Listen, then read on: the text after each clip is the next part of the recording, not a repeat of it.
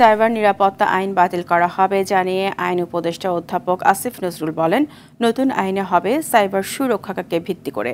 পর্যায়ক্রমে বাতিল হবে সব কালাকানুন।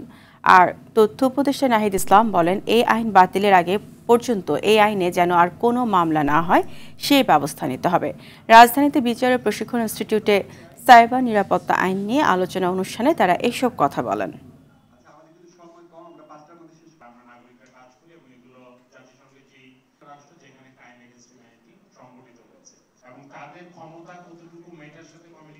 আমার মনে হয় অবশ্যই আমাদের ডিজিটাল সিকিউরিটি অ্যাক্ট বাতিল করা উচিত, সেদিকে আমরা যাব।